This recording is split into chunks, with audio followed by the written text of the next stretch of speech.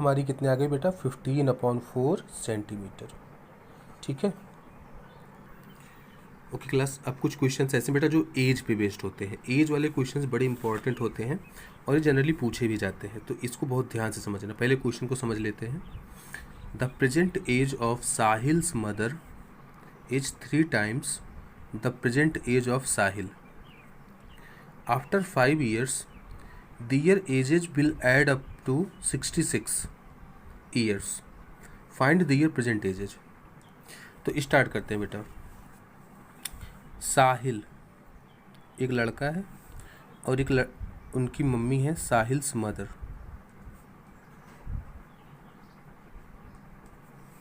अभी फिलहाल हम बात कर रहे हैं प्रेजेंट एज की। हमें नहीं पता कि साहिल की प्रेजेंट एज कितनी है, तो क्योंकि यहाँ इक्वेशन देखो कैसे बन रहा है, the present age of Sahil's mother is 3 times the present age of Sahil. Sahil की मदर की जो प्रेजेंट एज है वो साहिल के एज की 3 times है। अगर साहिल 1 साल का है तो साहिल की मम्मी 3 years की होगी। अगर साहिल 10 years का है तो उसकी मम्मी 30 years की होगी। अगर साहिल 20 years का है तो साहिल की मम्मी 60 years की होंगी, बिकॉज साहिल की मम्मी उससे 3 times ग्रेटर है। तो अगर उसी तरीके से मैं मान लूँ कि अगर साहिल की एज x ईयर है तो साहिल की मम्मी की एज होगी 3x, क्योंकि साहिल की मम्मी जो है उनसे 3x या फिर 3 times ग्रेटर है। तो पहली लाइन से हमें ये समझ में आ चुका था कि the present age of Sahil's mother is 3 times the present age of Sahil. जो भी एज साहिल की होती उससे 3 times ज़्यादा एज होती किसकी, साहिल के मदर की। तो एक इक्वेशन तो हमने बना ली। अब क्या बोल रहे हैं, after 5 years their ages will add up to 66 years। ये तो बात हो रही थी प्रेजेंट एज की। अगर मैं यहाँ पे बोलूँ आफ्टर 5 year, अगर आप आज जो है 10 साल के हो तो आज से 5 years बाद आपकी एज क्या हो जाएगी बेटा, आज से 5 years बाद आपकी एज हो जाएगी 15 years, बिकॉज इसमें 5 ऐड हो जाएगा। तो उसी तरीके से अगर साहिल की आज की एज है x ईयर तो आज से 5 साल बाद उसकी एज, उसमें 5 ऐड हो जाएगा, तो अब हो जाएगा x + 5। ठीक, उसी तरीके से अगर साहिल्स मदर की एज अभी 3x ईयर है तो आज से 5 साल बाद उनकी एज, इसमें भी 5 साल ऐड हो जाएगा, 3x + 5 हो जाएगा। उसके बाद अभी क्या बोला ये, after 5 year their age will add to 66। मतलब साहिल की एज और साहिल के मदर की एज को अगर मैं ऐड कर दूं तो मुझे मिल जाएगा 66 ईयर। तो ATQ का मतलब होता है अकॉर्डिंग टू क्वेश्चन। मैं इसको और इसको ऐड करता हूँ, मतलब x + 5 + 3x + 5, तो मुझे मिल जाएगा 66। तो ऐड कर देते हैं बेटा, x + 3x हो जाएगा 4x + 5 + 5 10 = 66। अब मुझे निकालना है x की वैल्यू, तो पहले 10 को हटाना पड़ेगा, 10 यहाँ पे चला जाएगा, तो 4x हो जाएगा 66 - 10 और ये हो जाएगा 56। ठीक, तो यहाँ से अगर मुझे x निकालना है तो 4 को हटाना पड़ेगा और 4 चला जाएगा डिवीजन में, तो 56 / 4, 56 / 4 होता है 14। तो बेटा x की वैल्यू क्या आ गई 14। तो x कौन था, x थे साहिल। तो साहिल की प्रेजेंट एज है, Sahil's present age is 14 years। ठीक है बेटा, तो उनकी मम्मी की एज क्या होगी, 3 × 14 मतलब 42 years।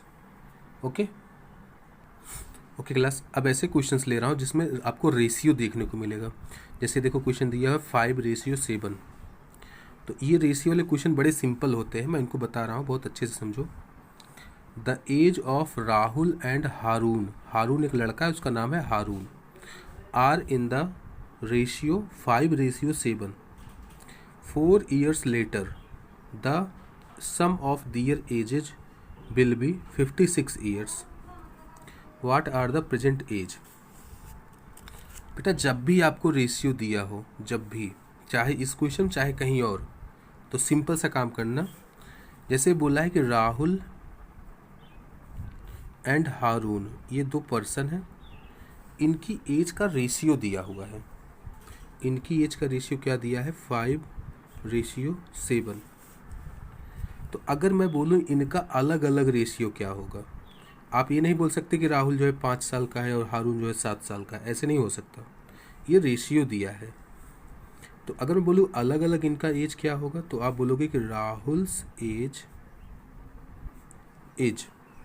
5 है, 5 का रेशियो है, तो इसको मैं 5x मानूंगा। ठीक, उसी तरीके से अगर मैं बोलूँ हारून का एज क्या होगा, हारून्स एज, तो आप बोलोगे कि ये सर 7 के रेशियो में है, तो ये 7x हो जाएगा। ठीक, यहाँ पे हमें रेशियो दिया हुआ था, हमने रेशियो से उनकी अलग अलग एज निकाल ली है। ठीक है, अब ये क्या कह रहा है? 4 years later, मतलब 4 साल बाद, the sum of their age will be 56 years। अगर मैं बोलूँ आज जो है राहुल की प्रेजेंट एज 5x है, तो आज से 4 साल बाद इसकी एज क्या होगी? उसमें 4 ऐड हो जाएगा। तो यहाँ पे मैं लिख दूँ after 4 year Rahul's age is equals to, जितनी आज है उससे 4 उसमें ऐड हो जाएगा, तो 5x + 4 हो जाएगा। उसी तरीके से हारून की एज भी 4 years इंक्रीज हो जाएगी। तो 7x पहले थी, अब उसमें 4 और ऐड कर दो, तो ये 4 साल बाद की एज आ गई। तो उसने कहा कि sum of their age will be 56, मतलब 4 साल के बाद की जो एज आई दोनों की, उनको ऐड करोगे तो तुम्हें 56 मिलेगा।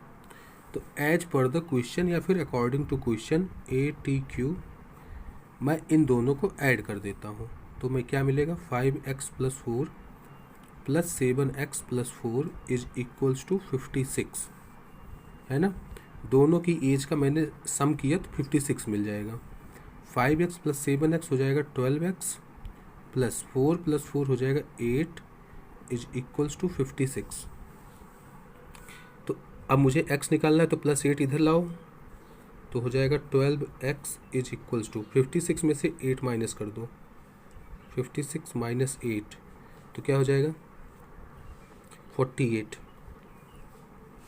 और x निकालना है तो 12 भी हटाना पड़ेगा, तो x की वैल्यू हो जाएगी 48/12, तो हो जाएगा 4।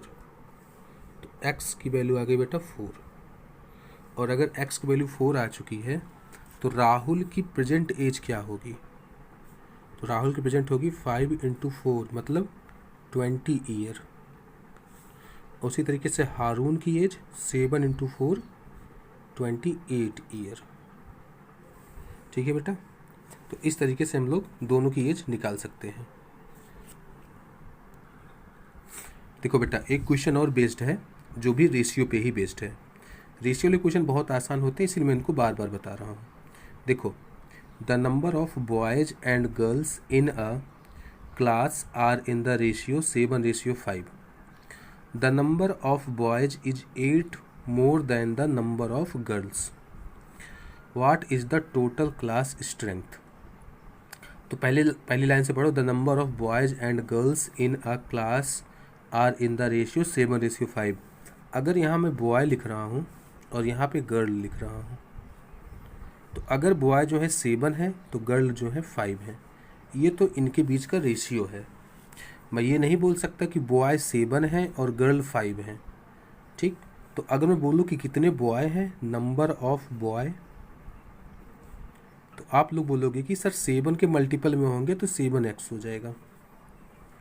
उसी तरीके से मैं बोलूँ कि नंबर ऑफ गर्ल्स कितनी है, तो आप बोलोगे कि सर 5 के मल्टीपल में होंगी, मतलब 5x हो जाएगा। ठीक, तो इसने आगे क्या बोला? The number of boys is 8 more than, जो लड़के हैं बॉयज हैं वो 8 ज़्यादा हैं किससे? गर्ल्स से। तो अगर मैं बॉय के नंबर से गर्ल्स के नंबर को माइनस करूं तो मुझे 8 मिलना चाहिए। सो 7x - 5x is equals to 8, क्योंकि लड़के जो है वो 8 ज़्यादा है लड़कियों से, ठीक है। तो 7x माइनस 5x कितना हो जाएगा बेटा, 2x इज इक्वल्स टू 8। तो x की वैल्यू हो जाएगी 4। अगर x की वैल्यू 4 है तो नंबर ऑफ बॉयज़ कितने होंगे,